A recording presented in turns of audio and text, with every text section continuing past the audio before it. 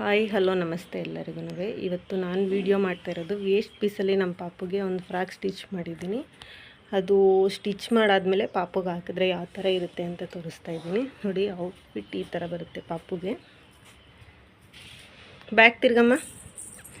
ಬ್ಯಾಕಲ್ಲೂ diamond ಶೇಪಲ್ಲಿ ಇಟ್ಟಿದ್ದೀನಿ. Stitch ಮಾಡಿದ್ರೆ ಅಂತೂ ತುಂಬ ಚೆನ್ನಾಗಿರುತ್ತೆ ಪಾಪುಗೆ. ಮನೇಲಿ ಓಲ್ಡ್ ಸ್ಯಾರಿ ಏನಾದರೂ ಇದ್ರೂ ನಾವು ವೇಸ್ಟ್ ಅಂತ ಬಿಸಾಕ್ತೀವಿ. ಈ ಥರ ಸ್ಟಿಚ್ ಮಾಡಿದ್ರೆ ಅಂತೂ ತುಂಬ ಚೆನ್ನಾಗಿರುತ್ತೆ ಪಾಪುಗೆ.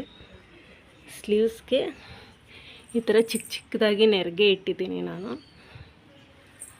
ಫ್ರಂಟಲ್ಲಿ ನಾರ್ಮಲ್ ಶೇಪ್ ಇಟ್ಟಿದ್ದೀನಿ, ಬ್ಯಾಕಲ್ಲೂ ನಾರ್ಮಲ್ ಶೇಪ್ ಇಟ್ಬಿಟ್ಟು ಡೈಮಂಡ್ ಶೇಪಲ್ಲಿ ಇಟ್ಟಿದ್ದೀನಿ. ಇಲ್ಲೆಲ್ಲ ಫ್ರಿಲ್ ಇಟ್ಟಿದ್ದೀನಿ, ಈ ಕಡೆ ಸೈಡೆಲ್ಲ ಫ್ರಿಲ್ ಇಟ್ಟಿದ್ದೀನಿ. ಇಲ್ಲೂ ಬಾರ್ಡರ್ ಹೈಲೈಟ್ ಮಾಡಿದ್ದೀನಿ.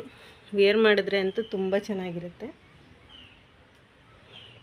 ಈ ವಿಡಿಯೋ ಏನಾದರೂ ಇಷ್ಟ ಆದರೆ ಸಬ್ಸ್ಕ್ರೈಬ್ ಮಾಡಿ, ಲೈಕ್ ಮಾಡಿ, ಈ ವಿಡಿಯೋಗೆ ಸಪೋರ್ಟ್ ಮಾಡಿ ಆದಷ್ಟು.